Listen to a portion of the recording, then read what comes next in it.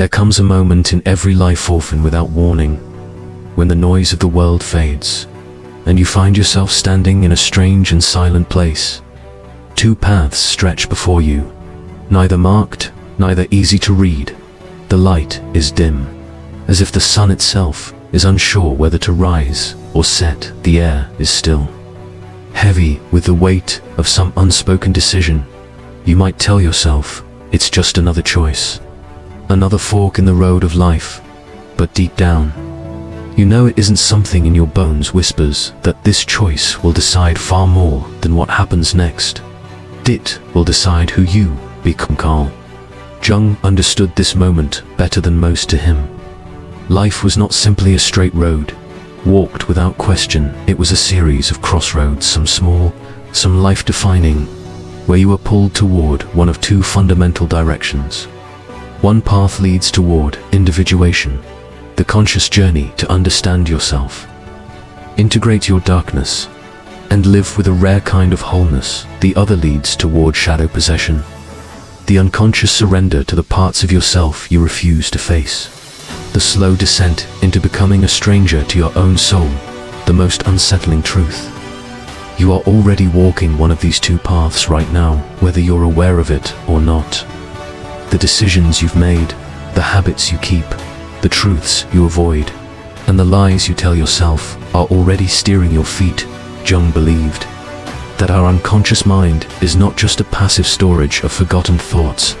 It's an active force, nudging us toward one of these destinies. Most people never even see the crossroads. They walk blindly, mistaking comfort for safety, mistaking routine for progress, until one day they wake up in a life they never consciously chose. The crossroads itself is not always dramatic. Sometimes it arrives in the form of an opportunity that scares you, a truth that offends you, or a relationship that forces you to confront the parts of yourself you'd rather keep hidden. Sometimes it's the moment you realize you're lying not to others, but to yourself. It can be disguised as boredom, as a midlife crisis, as that quiet dissatisfaction that creeps in when you've achieved everything you thought you wanted, yet still feel empty. Most people think danger lies in taking the wrong path. Jung disagreed. He believed the far greater danger is refusing to choose at all.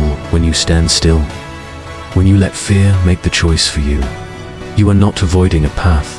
You are already walking one. The path of avoidance is, in reality, the path of the shadow, because when you fail to consciously decide the direction of your life, your unconscious decides for you, and your unconscious, left unchecked, will lead you into the very darkness you've been trying to escape. Imagine a traveler at dusk. The road behind them is familiar routes worn deep from years of repetitive steps. The scenery, predictable, almost comforting in its monotony to the left. A road that disappears into the mountains, wild, dangerous, and unknown to the right. A path that winds downward into a fog-shrouded valley where shadows move. Even when the wind is still, the traveler hesitates. The safe thing, they think, is to wait here, let the light return, let someone else pass by and show the way. But the light never returns, and no one comes, and so the waiting itself becomes a journey, one they never realized had begun downward into the valley. This is how most lives drift into shadow possession, not with a decisive step into evil, but with years of hesitation, self-deception, and the silent erosion of will. People don't notice they've left the crossroads, because they never realized they were standing on one in the first place. Jung's insight was brutal but liberating. The crossroads is not an external event. It is a reflection of your internal state. It is the moment you realize that your future self is being built right now, in the choices you make when no one is watching. If you choose to confront your own darkness, to look honestly at your flaws, your fears, your hidden motives, you step toward individuation. If you avoid that confrontation, if you hide behind excuses, distractions, and comforting illusions, you drift into the grip of the shadow. The world around you will not make this choice easier. Society often rewards shadow possession. After all, a person controlled by their unconscious desires is easy to manipulate. Our culture sells us the illusion of choice, While quietly narrowing the range of decisions we ever truly make, you are told what to want, what to fear, what to believe in such an environment. The path to individuation is not just difficult, it is rebellious. It demands that you think for yourself, that you reject the comforting scripts you've been handed, that you live according to truth rather than convenience. And here is the chilling reality.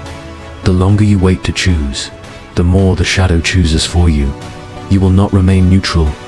Neutrality is a myth. Every moment you delay, you are drifting, and every drift has a direction. The only way to avoid being consumed by your unconscious is to face it head on. So, here you stand, at your own silent crossroad. Though you may not see it in the physical world, it may be hidden in the subtle unease you feel scrolling through your phone late at night.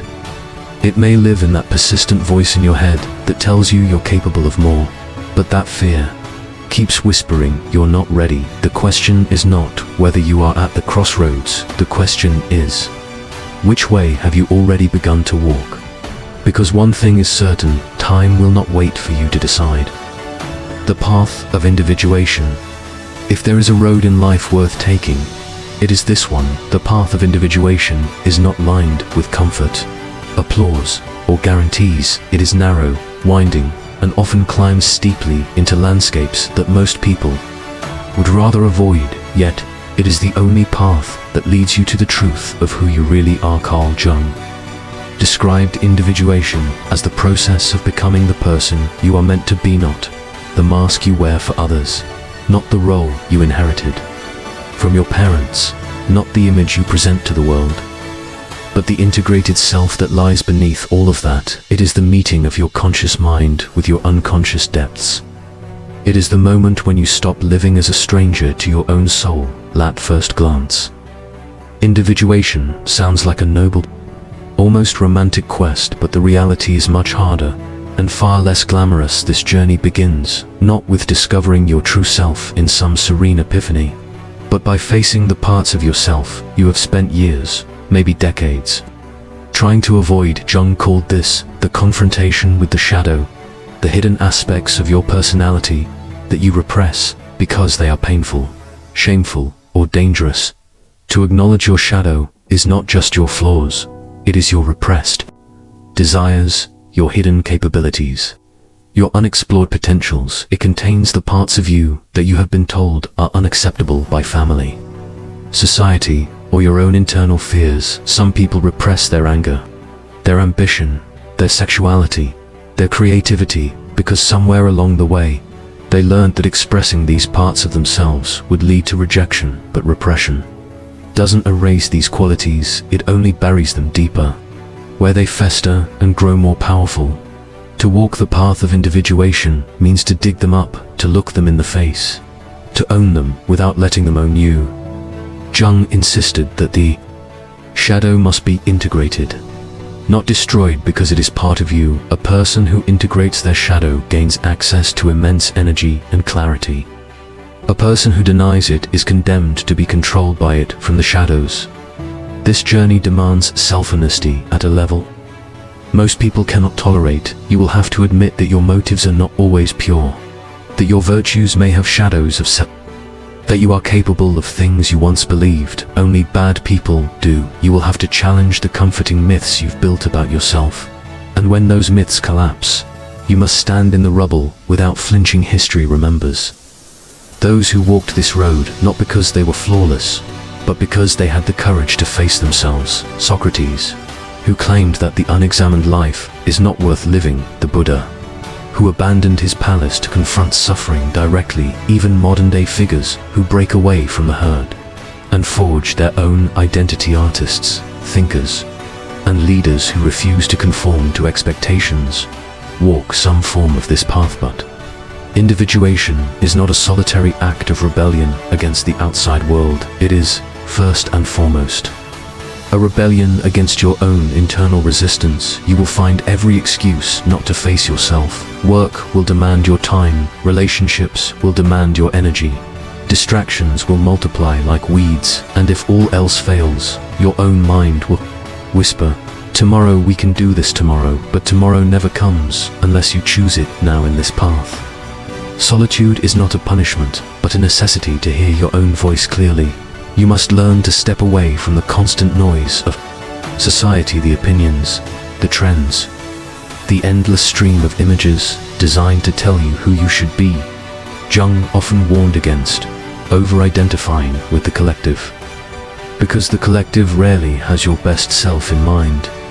The more you let your identity be shaped by the group, the further you drift from individuation. Individuation also requires embracing contradiction. You will find parts of yourself that conflict your rational mind against your emotions, your desire for security against your hunger for adventure, your compassion against your ambition. Most people resolve this tension by suppressing one side and living a one-dimensional life.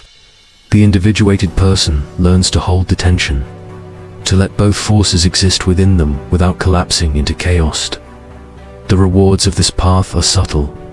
At first you begin to notice that your actions align more with your true values. Even when it costs you, you stop seeking constant validation. Because your worth is no longer dependent on applause, you become harder to manipulate. Because you recognize when someone is trying to exploit your fears or desires. Your life feels less like a performance and more like a conversation with something deep and real inside. This is why individuation is rare. It is not about self-improvement. In the shallow sense, it is not about becoming more likable or successful in the eyes of the world. It is about becoming whole. Wholeness often looks messy to outsiders because it doesn't fit neatly into society's categories. The individuated person may walk away from careers, relationships, or lifestyles that everyone else considers desirable because they see that those things are incompatible with who they truly are. Individuation is not the easy path, but it is the one that frees you, and freedom is not given, it is taken, earned, and fought for, both from external forces and from your own inner tyrant. When you choose this path, you will be misunderstood, sometimes feared, often opposed, but you will also become unshakable in a way that those still hiding from themselves can never be. Jung believed that a society is only as healthy as the individuals within it. A world of undivided people, people ruled by their shadows, world ripe for manipulation, propaganda, and collective madness. To choose individuation is not just a personal act, it is a form of resistance against the forces that want to keep you unconscious. It is a refusal to live as a puppet, pulled by strings you cannot see. And, perhaps, the greatest irony is that while the path of individuation begins alone, it ends in connection when you have faced yourself. You can meet others without masks, without games, without needing them to fill the gaps in your identity. You can truly see others because you have truly seen yourself. The traveler on this road walks uphill, through rocky terrain, often in darkness, but every step taken in truth brings a kind of light that no external force can extinguish. And when they look back, they see that the path was not leading them away from the world at all, but into it, fully awake, fully alive, and fully themselves. And yet, for every traveler who chooses this road, there are many more who turn the other way, some knowingly, most without ever realizing it. They take the other path, one that leads not to wholeness, but to fragmentation. The path where the shadow is not faced, but given free rein. That path has its own rewards. At first, power, comfort, belonging, but they come at a price far greater than most are willing to admit. The path of shadow possession. If the path of individuation is the slow climb toward light, then the path of shadow possession is the gradual, almost unnoticeable descent into darkness. Few set out on this road deliberately. It is not chosen. The way one chooses a destination, it is slipped into quietly, comfortably, step by step, until the traveler no longer realizes they are moving at alcohol. Jung warned that whatever we refuse to confront in ourselves does not disappear. It sinks into the unconscious there. It grows roots, feeds on repression, and waits for the right moment to act. The person who denies their shadow believes they are safe from it. In truth, they have given it total control. They have handed over the steering wheel of their life to the very forces they think they've locked away. Shadow possession begins innocently. It might look like avoiding uncomfortable truths, telling small lies to protect your image, suppressing an emotion because it doesn't fit the version of yourself you want to show the world. But each avoidance strengthens the shadow's hold. The more you ignore it, the more it shapes your desires, your choices, your identity, until the shadow becomes not just a part of you, but the driver of your entire being on this path. Morality becomes negotiable. Right and wrong are no longer decided by conscience, but by convenience. You might tell yourself that you are just being practical, or doing what you have to do, but in reality, you are making decisions not from awareness, but from the dictates of an unconscious agenda you no longer recognize, as your own history is full of people consumed by their shadows. Tyrants who convinced themselves they were saviors, revolutionaries who became the very oppressors. They overthrew ordinary men and women who, under the influence of fear, propaganda, and collective hysteria, committed acts they would once have found unthinkable. Jung believed that one of the greatest dangers to humanity was the mass possession of entire societies. When the collective shadow rises and sweeps people into a tide of irrational. Terrifying truth is that shadow possession often feels good at first. It feeds on immediate gratification. It whispers that you are right, that your desires are justified, that your anger is righteous. It rewards you with a sense of belonging, because others walking the same path will affirm your every choice. The group will tell you that you are enlightened, that you see the truth others don't in reality. You are all bound together by the same blindness. The shadow thrives in environments that discourage introspection. Today's world is perfectly designed for it: constant distraction, endless consumption, and a culture that tells you to define yourself by what you own, who you impress, and how you appear in such a world. The shadow doesn't have to hide, can parade itself in public, disguised as confidence, ambition, or even virtue, and yet, the cost of living this way is devastating. The first casualty is authenticity. The more you let the shadow lead, the less you recognize yourself. You become reactive instead of intentional, driven more by fear of losing what you have than by any clear vision of who you want to be. Relationships suffer because they are built not on truth, but on mutual illusions. Worse still, the shadow does not stop at personal destruction. It seeks to replicate itself. People possessed by their shadow often draw others into the same state. It can happen in subtle ways, through manipulation and gaslighting, or in blatant ways, through violence and coercion, but the result is the same.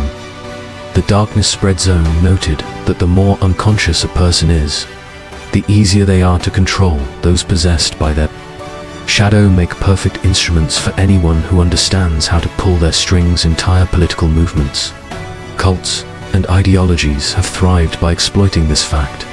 They prey on people who have lost the ability or the will to think for themselves. In this state, even intelligence offers no protection. In fact, it can make the danger worse.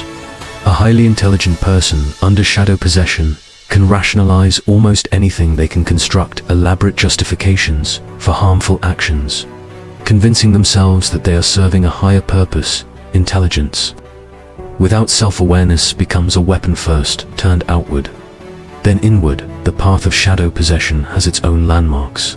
Though they are often invisible to those traveling it, there is the erosion of curiosity when you no longer question your own beliefs.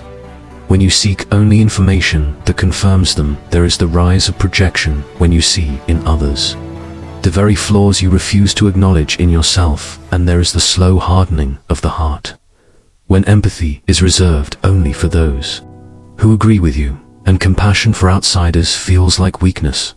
Perhaps the most chilling sign is that people rarely know they are on this path until it is too late. The descent happens gradually, over years, and is often masked by outward success. You can have wealth, influence, even admiration, and still be utterly lost to yourself. The shadow doesn't care about your bank account or your reputation. It only cares that you stay asleep. Some who reach this point never return. Others are jolted awake by crisis, a betrayal, a loss, a collapse that strips away the illusions they've lived under for a few. This becomes the beginning of individuation, but for many, it only deepens their possession. They respond to pain not with self-reflection, but with more blame, more projection, more denial. The most dangerous aspect of shadow possession is its invisibility to the one who carries it. Jung compared it to being in the grip of an ancient, unseen force, one that uses your own energy against you to fight it. You must first recognize it, and recognition is painful. It means admitting you have been wrong, that you have been living in ways that betray your own deeper self. In the end, the path of shadow possession is not defined by monsters in the dark, but by a simple truth. You become the very thing you most despise, the cruelty you condemn in others' lives in your own hands.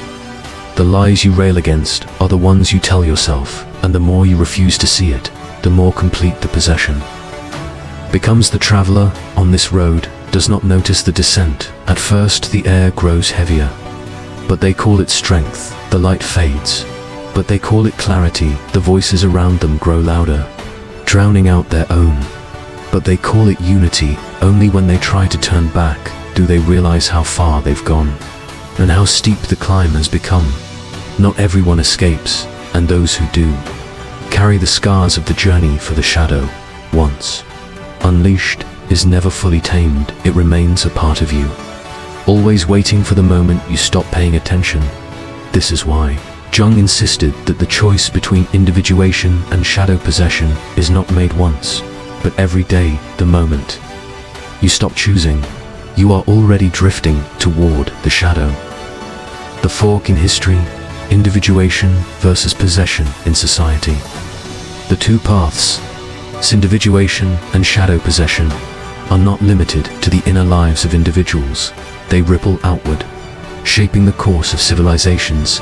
Every great cultural rise and every catastrophic collapse can be traced, in part, to which road the majority of its people, and especially its leaders, chose to walk. Carl Jung believed that societies, like individuals, have a collective unconscious. It holds not only shared dreams and myths, but also a collective shadowland, accumulation of the repressed fears, desires, and hatreds of the masses left unacknowledged.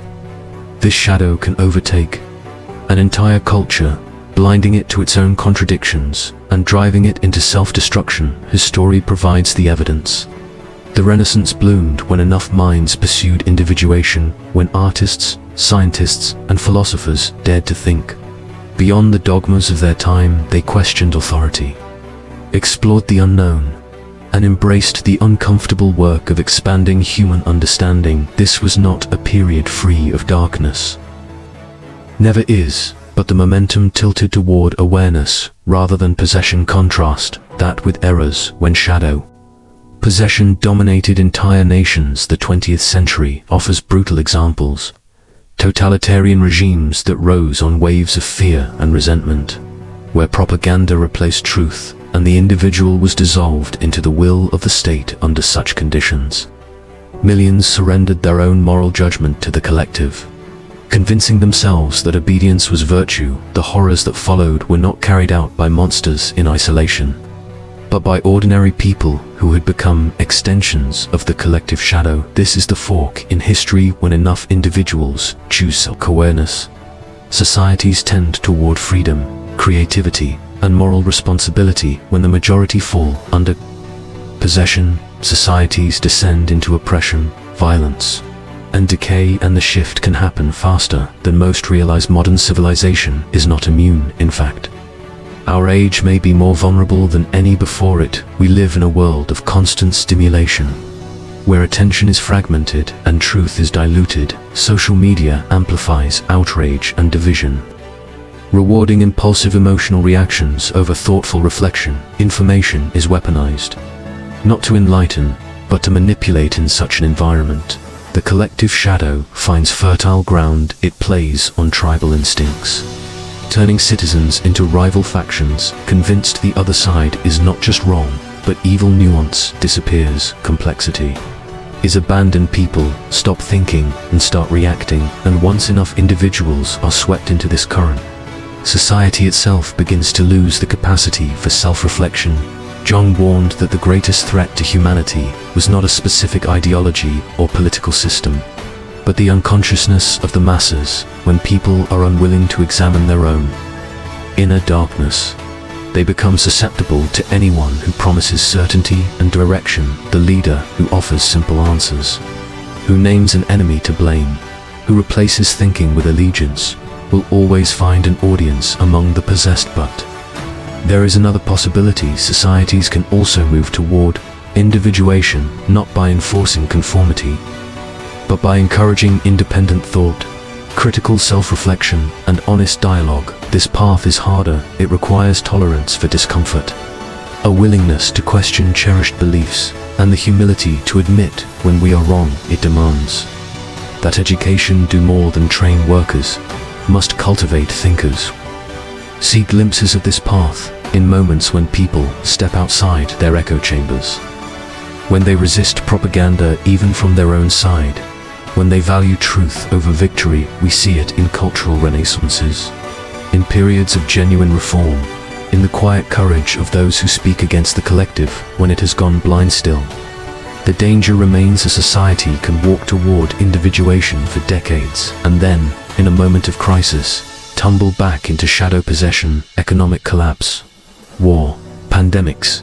These shocks can trigger the survival instincts that override reason and pull entire populations toward fear-driven thinking. The question is not whether such pressures will come, but whether enough people will have the inner strength to resist them. When they do, this is why the stakes of the individual journey are so high. Every person who chooses individuation strengthens the society's resistance to collective possession. Every person who falls to the shadow makes it easier for the darkness to spread. In this sense, your personal work is not just personal, it is a contribution to the moral and psychological health of the entire civilization you live in. Traveler at the crossroads is not only deciding their own fate, they are helping to decide the fate of the world around them. One traveler walking toward the light may seem insignificant, but when enough make that choice, they can shift the direction of history itself. And yet, as the world grows more chaotic, more distracted, more fragmented, the temptation to surrender to the shadow will only grow stronger.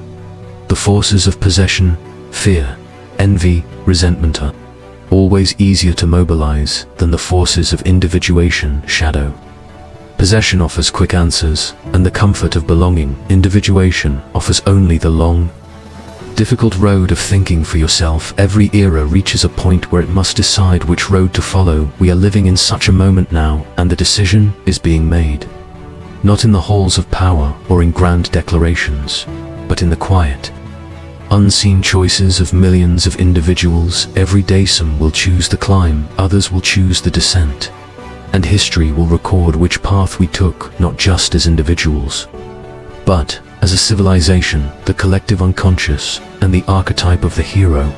This section plunges deeper into one of Carl Jung's most profound contributions to psychology, the concept of the collective unconscious. It will reveal how beneath the personal mind lies a vast, inherited reservoir of human experiences, myths, and symbols shared across all cultures and times.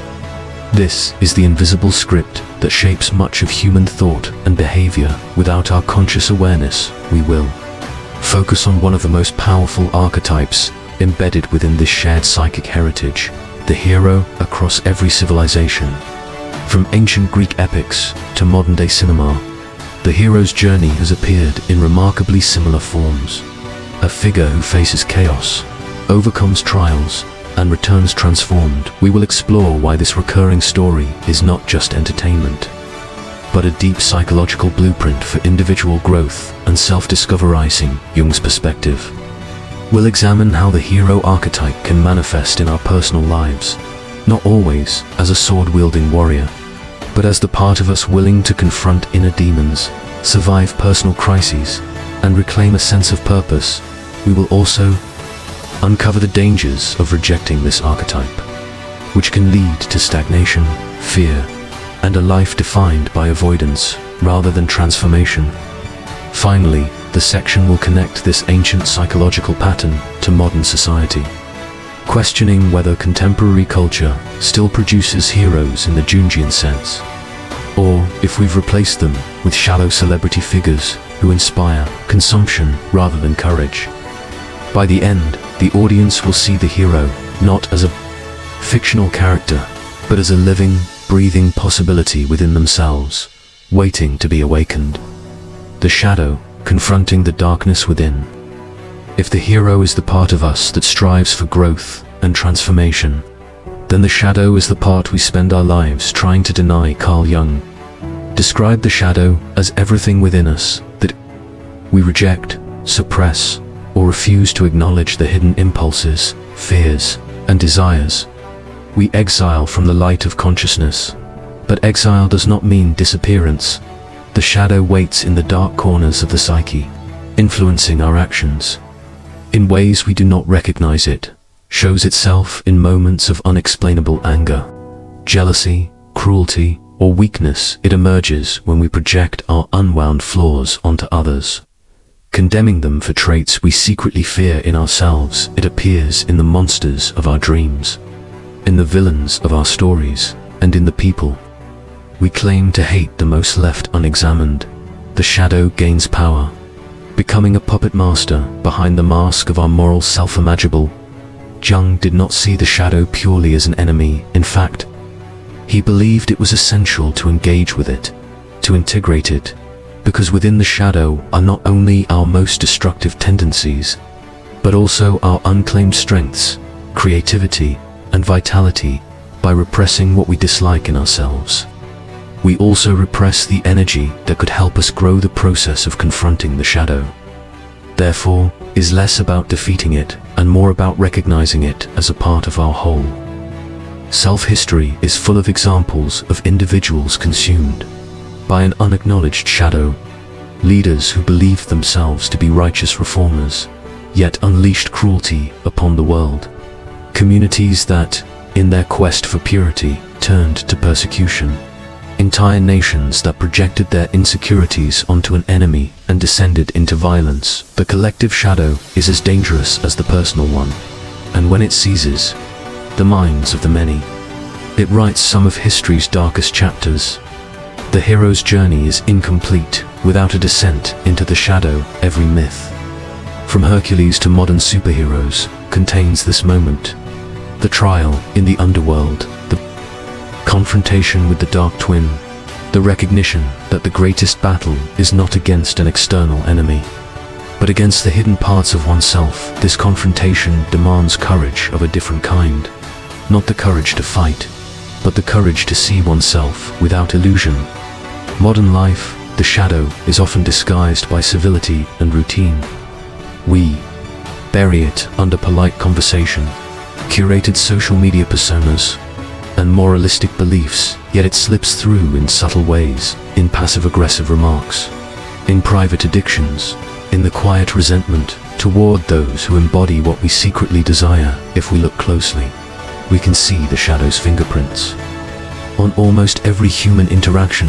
To live without acknowledging the shadow is to live a half-life. We remain trapped in a fragile settlement, terrified of what might happen if the truth slipped through. But to turn toward it, to face the parts of ourselves we fear most, is to unlock a deeper authenticity, the ability to act not from unconscious compulsion, but from conscious choice.